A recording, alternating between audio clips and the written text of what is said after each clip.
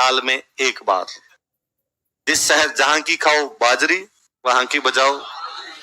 अक्सर गांव में लोग कहते हुए मिल जाएंगे कि ना जोयो जेपरियो तो जग में आके के करियो। मंदिर के आगे से गुजरता हूं, मैं हॉर्न बजाता हूं, बागादा।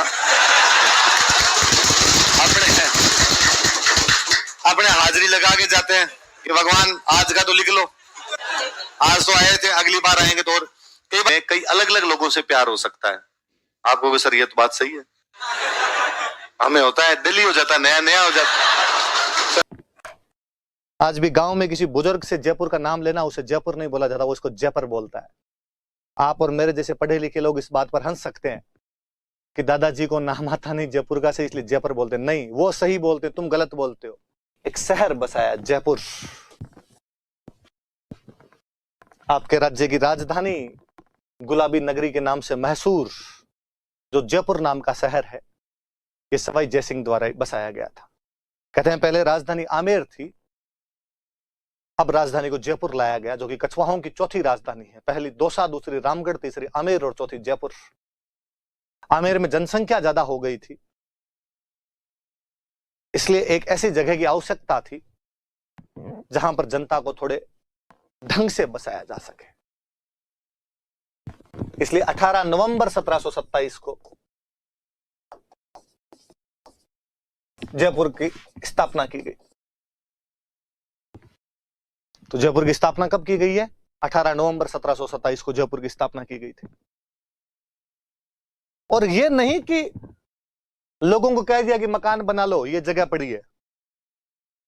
पहले यहां पर, जहां पर अब जयपुर बसा हुआ, यहां पर जंगल हुआ करता था। जब आमेर के जो भी राजा बनते थे वो यहां पे शिकार खेलने के लिए आया करते थे, इसलिए इस जगह का नाम शिकार होदी था। अंदर एक तालाब बना हुआ था जंगल के बीच में, ऊपर एक मचान, पास में एक मचान बनाया गया, मंच बनाया गया। राजा उस मंच पर आकर बैठ जाता और उस तालाब में, होदी बोलते हैं जिस तालाब को अपने, उस होदी में जब भी कोई जंगली पशु पानी पीने के लिए आता, राजा ऊपर बैठकर उसका शिकार कर लिया करता था। शिकार होदी थी यहां पर। उस जंगल को कटवाया, उस जगह को समतल करवाया। और भी ऐसे शहर नहीं बसाना, पहले पता लगाओ अपने आसपास में दुनिया के कौन से शहर अच्छे अच्छे बसे में। किसी ने कहा था 2 शहर, एक तो इराक का बगदाद। बगदाद कहां पे? तो कहा इराक में।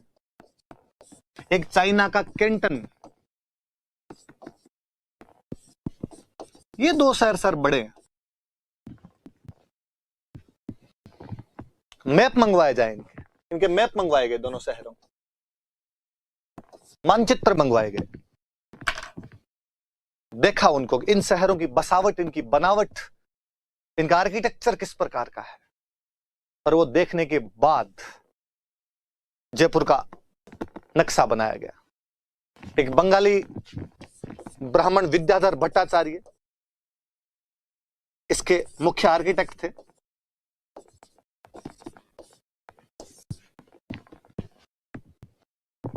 ज्योतिष में बहुत अधिक विश्वास रखने वाला सवाई जयसिंह जयपुर के नक्शे को 9 चौकड़ियों में बांट देता है। 9 स्क्वायर थ्योरी, 9 वर्ग सिद्धांत पर आपका जयपुर बसाया गया है।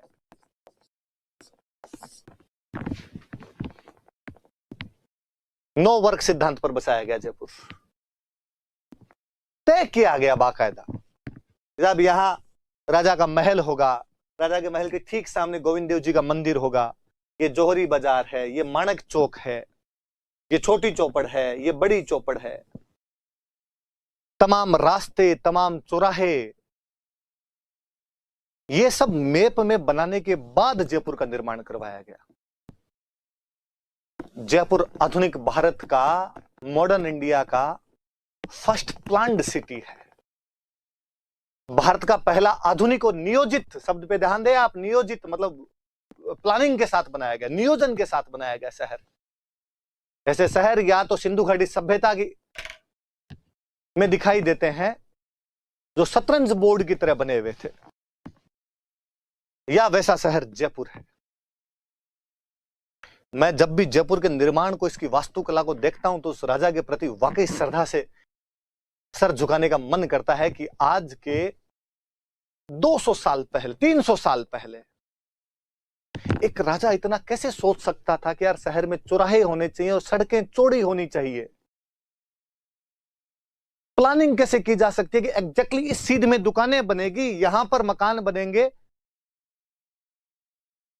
आप में से जिन जिन लोगों ने जयपुर देखा होगा, यदि कभी किताब खरीदने के लिए चौड़ा रास्ता गए होंगे, तो डिवाइडर के बावजूद 2 गाड़ियां इधर चलती है, 2 गाड़ियां इधर चलती है, मतलब 4 लेन है वो एक तरीके से। आज से 300 साल पहले जब गाड़ियां हुआ ही नहीं करती थी, एक राजा कितना दूरदर्शी रहा होगा कि उसके दिमाग में आया होगा कि आगे जब जनसंख्या बढ़ेगी तब शहर की सड़कें चौड़ी काम आएगी। मैं कहता हूं बाकी तमाम शहर राजस्थान के आप देखना, राजस्थान नहीं पूरे भारत के शहर देखना, आप बीकानेर, जोधपुर, उदयपुर, पुरानी सिटी, ओल्ड सिटी देखना आप कभी भी, आपको लगेगा यार छोटी छोटी गलियां हैं। बीकानेर में हम ओल्ड बीकानेर में चले जाते थे, बाइक लेकर सामने से दूसरी बाइक आ जाए तो दोनों क्रॉस नहीं कर पाती थी। जबकि जयपुर के अंदर देखा जाए तो गलियां संकड़ी नहीं है, रास्ते चौड़े हैं, वो समकोण पर काटती हुई 90 डिग्री के एंगल पर काटती हुई सड़कें, जिसमें प्रत्येक गली आपको मुख्य सड़क पर ले जाकर छोड़ देती है। अपने बाकी सब शहरों में आपको देखा होगा कभी आपने कि आप किसी गली में घुसे और गली आगे से बंद। अब तो गूगल आ गया, अपने को फिर भी रास्ते पता चल जाते हैं, वरना पहले किसी को गली में पूछना पड़ता, फिर गली बंद हो जाती तो पूछना पड़ता है, भाई साहब मेन रोड जाना है, वो आपको 3 बताता है कि ये आगे ऐसे जाओ, आगे स्कूल आएगी, उसे राइट हो जाना, उसके आगे प्याऊ आएगा, उसे लेफ्ट हो जाना, तब जाके मेन रोड आएगी। आप जयपुर की किसी भी गली के अंदर घुसिए, गली बंद नहीं होगी। उस ओल्ड सिटी को जब भी आज देखते हैं तो जीव सो रहा होता है। क्या शहर बसाया उस आदमी ने, कितना सुंदर शहर है वाकई। ज्योतिष में इतना विश्वास था कि पुर्तगाल से एक ज्योतिषी बुला लिया था, तू बता कैसे बनाना है। जेवियर डी सिल्वा,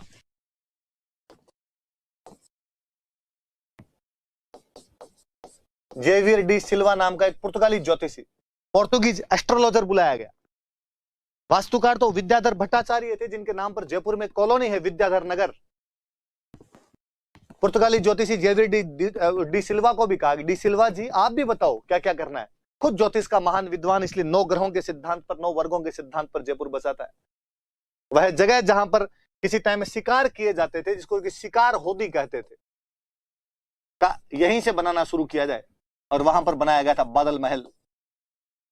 तो बादल महल जयपुर की पहली बिल्डिंग थी, तो सबसे पहले बनाई गई थी। उसके बाद बाकी पूरे जयपुर का निर्माण किया गया।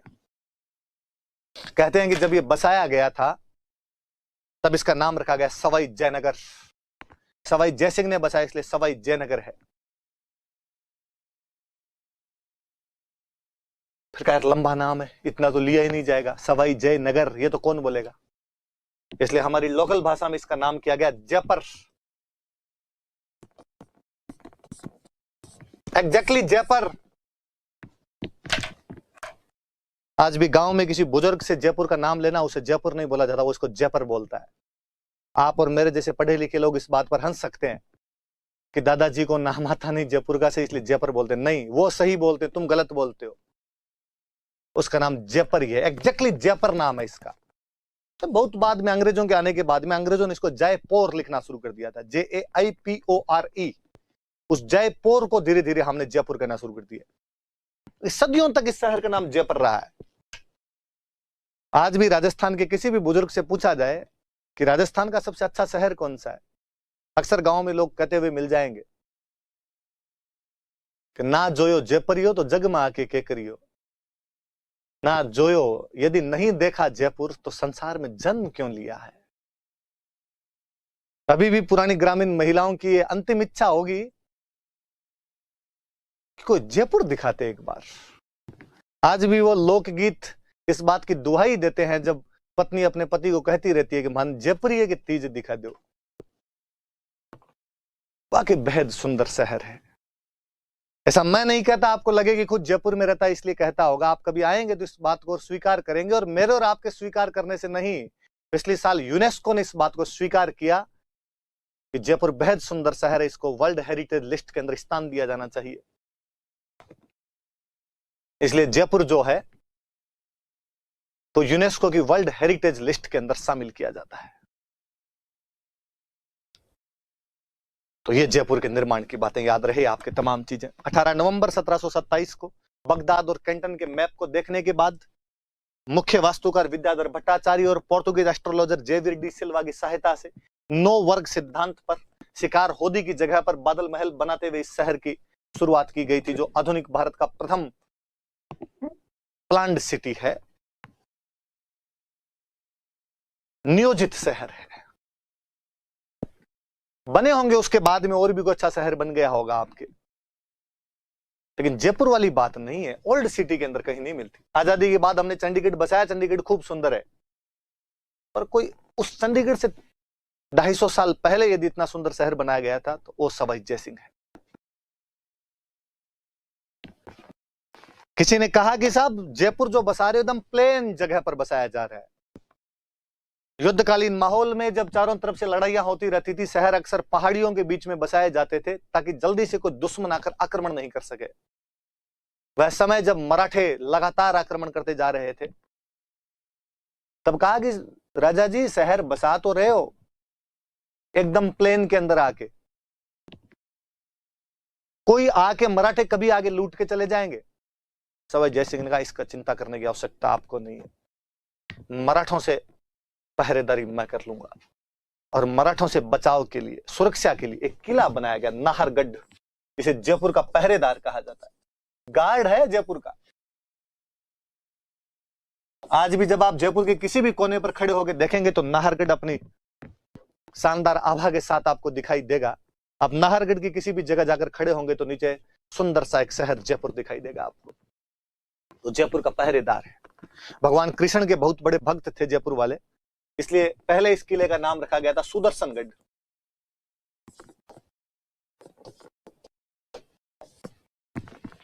भगवान कृष्ण के सुदर्शन चक्र के नाम पर। लेकिन बाद में एक सैनिक यहां पर लड़ते हुए शहीद हुए थे, नारसिंह जी। हम अक्सर कहते हैं कि वे सैनिक जो भूमि के लिए लड़ते हुए मारे जाते थे, हम उनको धोखने लग जाते थे, हम उनको भूमियों सा महाराज कहते। जो भौम के लिए लड़ता हुआ मारा गया, शहीद थे। और उस नारसिंह जी भौमिया शाह के नाम पर बाद में इसका नाम बदलकर नाहरगढ़ कर दिया गया था। हम जब किला पढ़ेंगे और बात करेंगे, पर याद रहे कि मराठा आक्रमणों से बचाव के लिए बनाया गया था। का शहर बसाया तो उसके अंदर राजा के लिए एक महल होना चाहिए रहने के लिए। राजा कहां पर रहेगा, तो राजा के लिए चंद्र महल बनाया गया, चंद्र पैलेस बनाया गया। इसे अब हम सिटी पैलेस भी कहते हैं।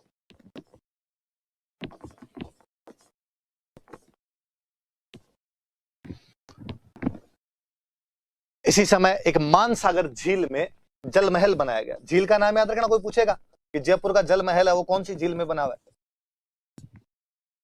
तो मानसागर झील के अंदर ये जल महल बना हुआ है। ये भी याद रहे आपके। नाहरगढ़ का किला है, सवाई जयसिंह ने बनवाया था, आप देख सकते हैं इसमें। ये सिटी पैलेस, वो बाहर से देखिए आप कितना सुंदर सुंदर दिखाई दे रहा है एकदम। ये जल महल है जो सवाई जयसिंह द्वारा बनाया गया था। पानी के बीचों बीच ये जो झील है, इसका नाम मानसागर झील है। मानसागर लेक में ये बनाया गया था। अक्सर सुबह सुबह यदि आप कभी जाएं तो वहां पर खूब सारे जोड़े आगे फोटो खिंचवाते हुए आपको मिल जाते हैं। सुंदर व्यू आता है पीछे की पहाड़ी, झील, झील के बीच में सुंदर सा एक महल। कहा कि साहब जब आमेर में रहते थे तो आमेर में पानी पहाड़ियों के अपने आप ही पानी आ जाता, लोग उसको स्टोर कर लिया करते थे। जब आप प्लेन के अंदर शहर बसाओगे, पानी कहां से आएगा, लोग पिएंगे क्या। पास में गांव पड़ता था हरमाड़ा, वहां से पूरी कनाल लेके आए ड्रिंकिंग वाटर सप्लाई, पेयजल आपूर्ति के लिए। देबारी समझौते में कहा गया कि अमर सिंह सेकंड की रानी चंद्रकंवर की शादी सवाई जयसिंह से की जाएगी और उसका जो भी बेटा होगा आमेर का राजा बनेगा। वो चंद्रकंवर जो कि मेवाड़ की सिसोदिया रानी थे, उनके लिए महल बनाया गया, सिसोदिया रानी का महल। और सबसे खूबसूरत चीज तो ये जंतर मंतर, और एक जगह नहीं 5 जगह। सबसे पहले दिल्ली, फिर दूसरा जयपुर, तीसरा उज्जैन, फिर वाराणसी या जिसको आप बनारस कहते हो, और फिर मथुरा।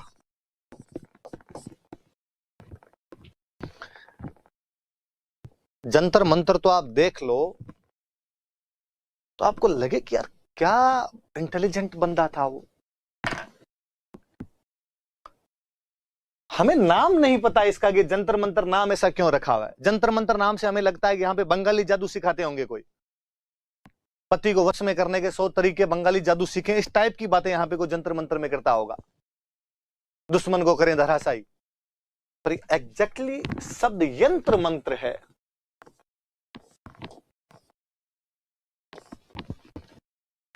यंत्र का मतलब उपकरण, इंस्ट्रूमेंट, औजार। मंत्र का मतलब गिनती, गणना, काउंटिंग। ऐसे इंस्ट्रूमेंट है जो काउंटिंग करते हैं। 5 जंतर मंतर है। पहला जयपुर वाला है पर सबसे बड़ा और सबसे अच्छा अपने, पहला दिल्ली वाला है पर सबसे बड़ा और सबसे अच्छा जो है वो अपने वाला है। अपनी राजधानी में राजा जो बनवाएगा वो सबसे अच्छा होगा, सबसे बड़ा होगा। पहले तो जंतर मंतर की 5 अलग अलग स्थानों पर अवस्थिति ये समझाती है कि उस राजा का कितना नियंत्रण हो गया होगा मुगल साम्राज्य पे कि उसने मुगलों की राजधानी की ठीक बीचों बीच अपनी बिल्डिंग बनाकर रख दी। अपना जंतर मंतर है यहां पर। आज भी जयपुर में दिल्ली में जिस किसी को भी धरना देना होता है वो जंतर मंतर चला जाता है। दिल्ली में पहले बनाया पर जयपुर वाला सबसे बड़ा है। यंत्र मंत्र जिनको हमने धीरे धीरे भाषा में बदलते बदलते जंतर मंत्र कर दिया। गणना करने के उपकरण। क्या गणना करने के उपकरण? सूर्य ग्रहण, चंद्र ग्रहण, अक्षांश, देशांतर, वायुदाब, गुरुत्वाकर्षण, कौन सा ग्रह कौन सी राशि में है, ये जंतर मंतर में है। कई अलग अलग प्रकार के यंत्र, सूर्य घड़ी, चंद्र घड़ी, सम्राट यंत्र रखा हुआ जो दुनिया की सबसे बड़ी सूर्य घड़ी मानी जाती है। कहते हैं कि मिस्र के पिरामिडों में तारों के आधार पर गणना करने वाले उपकरण थे, पर सवाई जयसिंह ने सूर्य के आधार पर गणना करने वाले उपकरण लगवा दिए थे। बड़ी बात नहीं लगती होगी आपको, क्या बड़ी बात हुई इसमें यंत्र लगवा दिए तो, पर आप ये देखिए कि यह समय वो था जब लोग सूर्य ग्रहण और चंद्र ग्रहण का जानकारी भी नहीं रखते थे कि होते क्यों है। कुछ एक लोगों के पास ये बातें होती होगी, बाकी साधारणतः जब गांव में पूछ लिया जाता पंडित जी से कि पंडित जी सूर्य ग्रहण और चंद्र ग्रहण होते क्यों है, तो पंडित जी कहते धरती पे पाप बढ़ जाते हैं ना, तब सूर्य ग्रहण और चंद्र ग्रहण होते हैं। तो पंडित जी पाप कम करने के लिए क्या करें, तो पंडित जी कहते दान देने चाहिए। तो पंडित जी दान किसको दें, तो पंडित जी कहते मेरे को दे दिया करो। आज भी गांव में सूर्य ग्रहण चंद्र ग्रहण के समय दान देने की परंपरा है। तब एक राजा ने ऐसी मशीनें बनाई जिनके आधार पर अगले 50 साल, ठीक सुन रहे हैं आप, अगले 50 साल तक की खगोलीय घटनाओं की जानकारी मिलती है। आपके नासा की ऑब्जर्वेटरी तो बहुत बाद में बनी है, उससे पहले तो हमारा राजा जयपुर के अंदर ऑब्जर्वेटरी बनाकर चला गया था। सोलर ऑब्जर्वेटरी है, ये सौर वेधशाला है। अगले 100 साल तक के कैलेंडर हैं चंद्रमा और सूर्य दोनों के आधार पर। इसकी महानता फिर मैं या आप में से कोई करे तो माने या नहीं माने, 2010 में यूनेस्को ने इस बात को स्वीकार किया कि जयपुर के जंतर मंतर को वर्ल्ड हेरिटेज साइट घोषित किया जाना चाहिए। जयपुर का आमेर का किला यूनेस्को की वर्ल्ड हेरिटेज साइट है। खुद जयपुर की ओल्ड सिटी यूनेस्को की वर्ल्ड हेरिटेज साइट है। जयपुर का जंतर मंतर यूनेस्को की वर्ल्ड हेरिटेज साइट है। किसी शहर के 2 टूरिस्ट पैलेस, एक खुद शहर। रोचक है वाकई जयपुर। मैं जंतर मंतर के बारे में खूब सारी बातें आपको और बताना चाहता हूं यहां के यंत्रों की, पर मैं चाहूंगा कि आप थोड़ा सा इस पर रिसर्च करें, आप खुद पढ़ें कि जंतर मंतर में कौन कौन से यंत्र हैं। वो सम्राट यंत्र, वो नाड़ी वलय यंत्र, वो जयप्रकाश यंत्र, वो लघु सम्राट यंत्र, वो यंत्र राज, दिग्ंतांश उन्तांश यंत्र, उन सब की जानकारियां आप खुद इकट्ठी करें, पता लगाएं। इस 23 दिसंबर का जो भास्कर न्यूज़पेपर है उसके पेज नंबर 20 पर पूरा जंतर मंतर दिया हुआ है। प्लीज रिक्वेस्ट है, देखना, पढ़ना, 100 शब्दों में लिखना बाद में कि जयपुर के जंतर मंतर पर यदि आपको लिखने के लिए दे दिया जाए तो आप उस पर 100 शब्द कैसे लिखेंगे। कोशिश करना, आप ये अपनी तरफ से करना। आप नहीं कर पाओ आप बता देना, आपका निर्भीक जुझारू उम्मीदवार हमेशा आपके बीच, मैं बता दूंगा। आप कोशिश करना, एक बार देखना वहां से। सिसोदिया रानी का बाग है, सुंदर, बहुत सुंदर बिल्डिंग है, जंतर मंतर है, ये यंत्र लगाए हुए इसके अंदर अलग अलग। अब वो अखबार पढ़ेंगे तो खूब सारे यंत्र आपको मिलेंगे उसमें, है ना। बाकी राजस्थान में शहर है ही नहीं। हालांकि अपने सियाने थे सारे बढ़ के, इसलिए गांव के नाम के आगे सिटी लगा लिया। मेड़ता सिटी, फालना सिटी, है ना, Sojat city, Hindaun city, Gangapur city, है गांवड़े, सारे गांव है, पर नाम क्या लगा रखा है। मुझे लगता है बाहर का कोई बंदा राजस्थान का नाम पढ़े ही हो शहरों के, और वो सबके आगे देखे सिटी, तो उसे लगे यार हाउ मेनी सिटीज। राजस्थान में तो पूरे में क्या है, केवल सिटी सिटी है, लेकिन अपने जानते हैं कि शहर एक ही है अपने। वो कौन सा है? ये बीकानेर और जोधपुर तो एशिया के सबसे बड़े गांव है ना। तो फिर जैसलमेर, बाड़मेर तो ढाणिया है, ढाणिया। उनको कौन शहर कहे यार, शहर के नाम पर एक ही शहर है, वो कौन सा है? और आप जयपुर की बसावट देखिए कभी, वाकई जयपुर बहुत सुंदर, बहुत प्यारा बना हुआ। सवाई जय सिंह को इस बात के लिए धन्यवाद दिया जाना चाहिए कि उसने कौन सा शहर बसाया था? जयपुर बसाया था, अंदर का जयपुर। पुराना शहर है, 1727 में बसाया, इसका मतलब 300 साल पुराना हो गया। अच्छा, इस टाइम के बाकी जो पुराने शहर है वो देखिए आप, इसके टाइम के पास बने हुए, इससे पहले बने हुए, इसके थोड़े आसपास में जो बने हुए शहर है वो देखिए।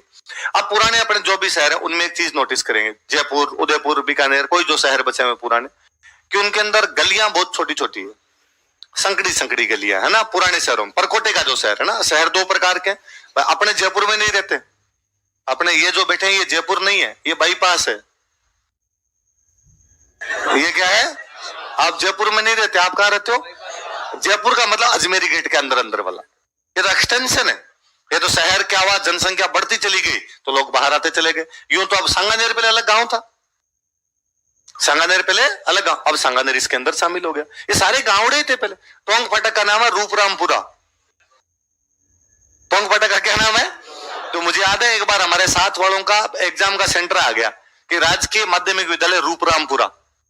अब हम यार पूछ पूछ के मर गए सबसे कि रूपरामपुरा कहाँ है, रूपरामपुरा। कोई नहीं यार ये तो पता ही नहीं। यार जयपुर में एड्रेस जयपुर का है, कि नहीं पता नहीं पता। फिर फाइनली किसी ने बताया कि टोंक फाटक के अंदर घुसते ही स्कूल है ना, मतलब टोंक फाटक के अंदर घुसते 100 मीटर पर स्कूल है, उसका नाम राजकीय माध्यमिक विद्यालय रूपरामपुरा है। इस जगह का नाम पहले रूपरामपुरा हुआ करता था। अपने जो भी बेटे थे गांवड़े थे, बाद में धीरे धीरे जयपुर बढ़ा है तो अंदर आ गया। बाकी जो अंदर का जयपुर है, परकोटे का जयपुर है, शहर का मतलब वो है। तो अपने पुराने जो परकोटे के शहर है उनकी गलियां बहुत संकड़ी संकड़ी, मतलब इतनी संकड़ी संकड़ी गलियां मिलेगी आपको कि आप बाइक लेके घुस गए, सामने से बाइक आ गई तो 2 किलो, 2 बाइकें एक साथ तो गुजरे। कारण है कि भाई जब वो शहर बसाया गया था तब जनसंख्या इतनी नहीं थी, गाड़ी घोड़े भी नहीं थे। तो किसने सोचा होगा कि यार गाड़ी घोड़ों के लिए भी जगह होनी चाहिए, गलियां थोड़ी चौड़ी होनी चाहिए, इस प्रकार की कोई भी बात सोच ही नहीं रहा था। आप सोच के देखिए कि जयपुर आज के 300 साल पहले बना था और तब भी गाड़ी घोड़े तो नहीं थे, उसके बावजूद जयपुर में चौड़ा रास्ता है। कौन सा रास्ता है? और चौड़ा रास्ता की हालत यह है कि 2 गाड़ियां इधर और 2 गाड़ियां इधर चल सकती है। अब तो दुकान वालों ने अतिक्रमण कर लिया, दुकान वाले आगे बढ़ने लगे, अपनी किताबें आगे जचाने लग गए, सामान आगे जचाने लग गए। आप दुकानों को दुकानों तक सीमित कर दो, फिर आप 2 गाड़ियां आराम, 2 कार इधर चलाओ, 2 कार इधर चलाओ, मतलब 4 लेन हाईवे है। शहर के बीचों बीच इतनी चौड़ी रोडें भारत में कहीं नहीं है। जो पुराने शहर है, लोग कहते हैं साहब चंडीगढ़ को देख लो आप, अरे चंडीगढ़ 1950 में बसा है, आजादी के बाद बसा है। तब तो सबको ही पता था शहर कैसे बनाना है। चंडीगढ़ जैसी तो कोई कॉलोनी बनाता, वही आदमी ही काटता है। अब भी तो बनी रही है, कॉलोनियां करती है कोई ना कोई, ध्यान नहीं रखते हैं भाई सड़क कहां पे बनानी, कहां पे क्या करनी है। ये बाद के शहर है, जब संसाधन आ गए थे। उस समय जब संसाधन नहीं थे, एक आदमी ने वैसे शहर बसा दिया था कि चौड़े रास्ते। भारत में या तो सिंधु घाटी सभ्यता में मिलता है कि सारी की सारी सड़कें जो थी वो 90 डिग्री के एंगल पे जाके काटती, और सारी की सारी सड़कें जो थी वो मेन रोड में जाके मिलती। इसका मैं अच्छा एग्जांपल बताऊं, अपने बाकी जो भी छोटे मोटे शहर है, बीकानेर, जोधपुर, उदयपुर, अजमेर, जो भी है, इनमें एक चीज नोटिस करना कभी आप, पुराना जो शहर है उसके अंदर क्या आप किसी गली में घुसे, गली बंद है ना, और कोई ना कोई बंदा बैठा होता है, वो बंदा कहता है नहीं नहीं ये गली बंद, आगे नहीं जाएगी, वापस मोड़ के आगे लेके जाओ। और यदि आपको कोई रास्ता पूछना हो तो अब तो गूगल वूगल आ गए आपके, पहले जब ये नहीं हुआ करते तब किसी से पूछना पड़ता है, साहब ये स्कूल है, मेरा सेंटर है और इस स्कूल जाना, कैसे जाऊं? तो बताता आपको कि ये गली तो आगे बंद है, 2 गली छोड़ के आगे गली है उसके अंदर मुड़ना, फिर आगे बिजली का खंबा आएगा, बिजली के खंबे से राइट लेना, राइट लेने के बाद एक प्याऊ आएगा, प्याऊ के बाद लेफ्ट लेना, लेफ्ट के बाद किसी से पूछ लेना, वो आगे का बताएगा, है ना। मतलब सीधा सीधा रास्ता तो आप पहुंच ही नहीं सकते थे। आप जयपुर की किसी भी गली के अंदर घुस जाइए, गलियां सब क्रॉस होगी, सारी गलियां आपको मेन रोड पर लाके छोड़ देगी। तब लगता है यार कितना प्यारा शहर बसा के गया वो आदमी, कि उस समय उसके दिमाग के अंदर यह था कि रोडें चौड़ी होनी चाहिए। उस समय उसके दिमाग में था कि सारी जो सड़कें हैं वो जाके मुख्य सड़क पर काट लेनी चाहिए। मुझे तो जयपुर के अलावा बाकी कोई शहर बता दो पुराना जिसमें सर्किल हो। सर्किल कौन जानता था यार, सर्किल नाम की चीज होती है। इसमें छोटी चौपड़ और बड़ी चौपड़ उस समय बनाए गए थे, इतने बड़े बड़े सर्किल बनाए गए थे कि अभी 2-3 साल पहले इन सर्किल को छोटा करना पड़ा। ट्रैफिक बढ़ गया, अब ट्रैफिक बढ़ गया तो इतना चक्कर काट के यदि आप आओगे तो ट्रैफिक और ज्यादा हो जाएगा, तो आजकल इनको छोटे छोटे कर रखे ताकि फटाफट चक्कर काट जाओ तो कम से कम यहाँ पे गाड़ियां इकट्ठी तो नहीं हो। ये केवल सर्किल वाली व्यवस्था भी आपको मिलेगी तो कहां पर मिलेगी, जयपुर के अंदर मिलेगी। तो वाकई यूनेस्को ने यदि कहा कि वर्ल्ड हेरिटेज लिस्ट के अंदर शामिल किया जाना चाहिए तो सही निर्णय था एकदम, कि जयपुर है। यूनेस्को की गलती है, इतना टाइम क्यों लगाया, 2019 कैसे आ गए, जयपुर बहुत पहले वर्ल्ड हेरिटेज लिस्ट के अंदर शामिल होना था। और कभी आप जब लाइटें जल जाए, शाम को जब अंधेरा हो जाए लाइट जल जाए, उसके बाद में आप उधर से सिटी पैलेस की तरफ से अल्बर्ट हॉल की तरफ आओ, चौड़ा रास्ता वाली रोड से, है ना, उधर से इधर आने को, और आप जयपुर को निहारिए, आपको लगेगा आप यूरोप के किसी शहर के अंदर हो। ऊंचा ऊंचा देखना, नीचे देखोगे तो लिचड़ अपने जैसे दिखेंगे, तो यूरोप वाला सपना ध्वस्त हो जाएगा। एकदम गुलाबी बिल्डिंग्स बनी हुई सारी की सारी, हाँ, एक सीध में बिल्डिंग्स बनी हुई, ये नहीं कि इंच भी आगे पीछे आ रही हो, सारी की सारी एक सीध में बनी हुई, नाक की डंडी की सीध में जाती हुई रोड, ठीक सामने आपको अल्बर्ट हॉल दिखाई देता हुआ, और वो दूधिया रोशनी में भयंकर चमचमाया हुआ दिखता है। तो मुझे लगता है यार इससे प्यारा शहर नहीं हो सकता कोई। दिलीप सर हमेशा कहते रहते हैं कि किसी भी बंदे को अपने जीवन में कई अलग अलग लोगों से प्यार हो सकता है। आपको भी सर ये तो बात सही है, हमें होता है दिल्ली हो जाता, नया नया हो जाता तो बंदों से अलग अलग से प्यार हो सकता है, पर शहर प्रत्येक व्यक्ति के जीवन में एक ही होता है जिससे उसको प्यार होता है। तो सर हमेशा कहते रहते हैं कि मुझे यदि कोई वो शहर पूछे तो उदयपुर है। सर उदयपुर पढ़े हुए वहां पे, सर कहते हैं उदयपुर मुझे बहुत अच्छा लगता है। तो मुझे लगता है मैं सर वाली बात को खुद पे यदि लागू करूं तो यकीनन वो शहर कोई होगा तो वो जयपुर होगा। जयपुर से प्यारा दूसरा कोई भी शहर है। आप भी कभी शाम को छुट्टी वाला दिन हो तो शाम को 8 बजे के बाद आज ही, तो ये काम हम आज ही कर लेंगे। पढ़ाई वढ़ाई वाला मत कहा करो, बाकी आप जो भी काम करते हो हम फटाफट कर लेंगे। तो इस रोड से कभी आना, तो ज्यादा ऊपरी मुंह मत फाड़ना, एक्सीडेंट हो जाएगा। देखते देखते आना आपने। तो जब जयपुर बसाया गया ना, तो मैं एक दिन भयंकर सर्दी, और सर्दी के अंदर मैं लेने के लिए जाऊं, मैं जैसे टोंक रोड चढ़ा, मैं माली नगर रहता था, तो माली नगर से मैं टोंक रोड चढ़ा तो एक बूढ़े से अंकल, तो 70 के आसपास के, जो भी थोड़े झुके हुए एकदम, धीरे धीरे धीरे धीरे धीरे धीरे वॉकिंग स्टाइल के अंदर और टोंक रोड से जाए। तो मुझे लगा यार किसी, सुबह 4-4:30 बजे का टाइम, मुझे लगा सुबह 4-4:30 बजे इस उम्र के किसी आदमी को बाहर निकल के जाना पड़ रहा है, इसका मतलब कोई मेडिकल इमरजेंसी है, कोई मेडिकल वाली कुछ ना कुछ ऐसी इमरजेंसी हुई, इसलिए बंदे को हॉस्पिटल वगैरह जाना पड़ रहा हो, और हो सकता है ऑटो नहीं मिला हो। अपने हाथों हाथ ब्रेक लगाए, उन दिनों में ये मानवता वाली भावना भी ज्यादा होती है, तो अपने ब्रेक लगाया हाथों हाथ, और मैंने कहा अंकल मैं इस रोड से ही जाऊंगा, आप कहो तो मैं आपको ड्रॉप कर दूंगा। तो अंकल लगा नहीं बेटा थैंक यू मैं चला जाऊंगा। तो लगा हो सकता है यार आदमी संख्या में नहीं कहे, डर भी लगता है आजकल की हर किसी के साथ क्यों बैठे कोई आदमी। मैं अंकल पक्का मैं उधर ही जा रहा हूँ, और मैं अजमेरी गेट तक आपको छोड़ सकता हूँ, आप कहोगे तो आगे छोड़ के। मुझे लगा SMS जाएंगे ज्यादा से ज्यादा, और कहाँ जाएंगे। तो नहीं बेटे मैं गोविंद देव जी जा रहा हूँ, और मैं दिल्ली जाता हूँ। दिल्ली मतलब उनका 40 साल से, कितने साल से, 40 साल से दिल्ली जाता हूँ। हाँ खूब सारे लोग। तो उन्होंने कहा मैं 40 साल से दिल्ली जाता हूँ और मैं पैदल ही जाता हूँ बेटे, तो मेरा जब दिल्ली का आना जाना है तू मुझे कब कब छोड़ेगा। तो मैं अंकल ठीक है। मुझे लगा हो सकता है एक आधा आदमी को यो ऐसा हो। उसके थोड़े दिनों बाद में एक बार फिर इंसिडेंट हुआ, 1.5 साल बाद वैसे वापस कोई जा रहे थे, मुझे वापस लगा कि यार ये हो सकता है मेडिकल इमरजेंसी हो। मैंने वापस उनसे पूछा, उन्होंने सेम कहा कि नहीं बेटे हम जाते हैं, और साधारणतः हम 2-3 लोग जाते हैं, आज वो 2 लोग आ नहीं पाए, आज मैं अकेला जा रहा हूँ, बाकी हमारा रेगुलर का है। तो मुझे लगा कि अच्छा इसका मतलब डोकरे टाइप के जो लोग होते हैं वो यहाँ पे रेगुलर जाते रहते हैं। एक दिन मैंने पढ़ा, अखबार के अंदर पढ़ा कि जयपुर के कलेक्टर IAS थे, सीनियर IAS थे, रिटायरमेंट में 1.5 साल बचे हुए, 58 एज हो गई, 60 साल में आपका रिटायरमेंट है, 1.5 साल आपका रिटायरमेंट में बचा हुआ। और उनकी पोस्टिंग कर दी सरकार ने दिल्ली, डेपुटेशन पे भेज दिया। डेपुटेशन समझते हो? सरकार जयपुर के किसी बंदे को उठा के दिल्ली लगा दे कुछ टाइम के लिए, इसको क्या बोलते हैं? डेपुटेशन। अच्छा, जिस पोस्ट पर लगाया गया वो मलाईदार है ना, वो इतनी मलाईदार पोस्ट कि यदि आप उस पोस्ट पे साल 1.5 साल काम करके आ जाओ तो बाद में रिटायरमेंट वाले पैसे आपको बैंक से निकलवाने की आवश्यकता नहीं पड़े। उनके अखबार में आते हैं ऐसे, जो भी बड़े आईएएस के होते हैं तो अखबार के अंदर आती रहती है ऐसी न्यूज। मैं तब अखबार खूब ही पढ़ा करता, तो अखबार में वो न्यूज आई तो पहले दिन ये न्यूज है फलाना जी को वहां पर लगा दिया गया, दूसरे दिन न्यूज थी कि उन कलेक्टर, वो जो आईएएस थे, उन आईएएस ने राजस्थान की सरकार को कहा कि मेरा ट्रांसफर रद्द करो और मैं नहीं जाऊंगा दिल्ली, मैं यहीं रहूंगा। तो सरकार ने गौर गिनती नहीं की। सरकार क्यों नहीं जाएगा, हम बेच रहे हैं तो जाना ही पड़ेगा आदमी को। सरकार ने गौर गिनती, तो वापस घूमे, उनका रद्द कर दो आप, मेरे को नहीं जाना वहां दिल्ली। सरकार ने बात नहीं मानी, रिजाइन भेज दिया, इस्तीफा भेज दिया।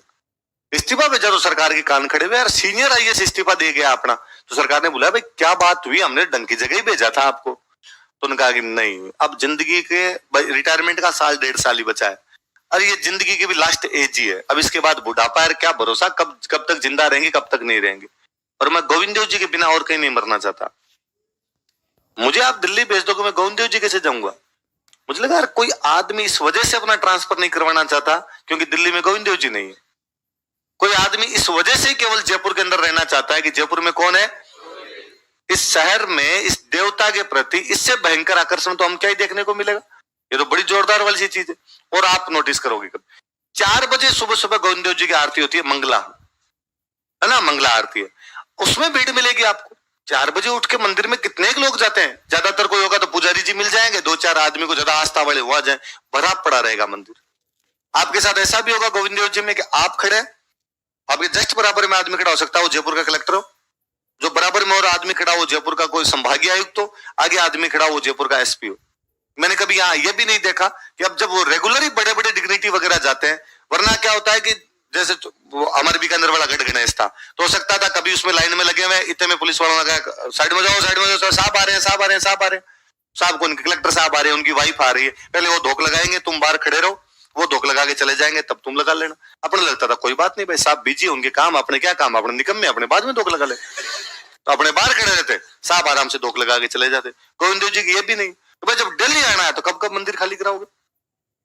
इसलिए गोविंद देव जी जयपुर के भगवान नहीं है, जयपुर के राजा है। क्या है जयपुर के?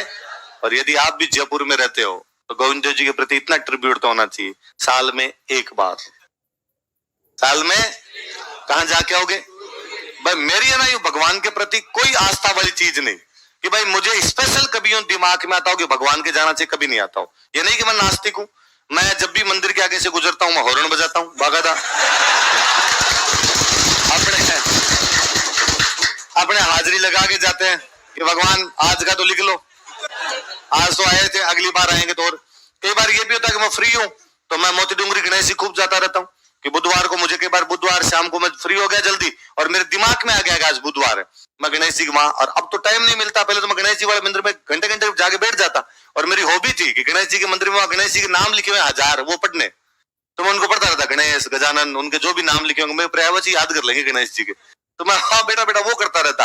पर ये नहीं कि मैं गणेश जी को परम भगत हूं, उस टाइप का भी नहीं। पर अपने है कि भाई ठीक है, चले गए तो चले गए, नहीं गए तो भी नहीं गए। पर मैं गोविंद देव जी की याद रखता हूँ कि यार साल में एक बार ही जाना पड़े, भले होली दिवाली जाना पड़े, भले कोई नए साल का जाना पड़े, पर गोविंद देव जी के जाया जाए।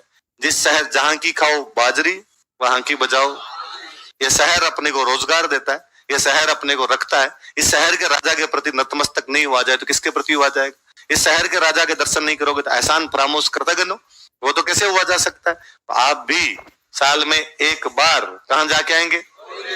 और ये जयपुर के जितने बच्चे आते हैं, जैसे आपने बताया कि इनके दादाजी रेगुलर जाते हैं, वैसे जितने, मैं हर बैच में ये बात बताता हूँ, हर बैच में बच्चे कहते हैं अरे सर आपने तो थोड़ी बताई है, हमारे घर वाले तो वाकई ज्यादा ही जाते हैं दादाजी। और कई एक दिन तो एक बच्चे ने मुझे बताया कि ताऊ जी वगैरह तो बाहर शिफ्ट हो गए, दिल्ली शिफ्ट हो गए, दिल्ली से जब जयपुर आते हैं तो घर बाद में आते हैं, गोविंद देव जी पहले जाके आते हैं। कौन कौन आप में से जयपुर का? अच्छा, तो ये मैंने जो बात बताई ये सच्ची है कि इनमें ज्यादा अतिशयोक्ति है? सही है, लोग जाते हैं ऐसे? हाँ नहीं भाई, परकोटे वाले खूब सारे लोग जाते हैं। कौन सा मंदिर है?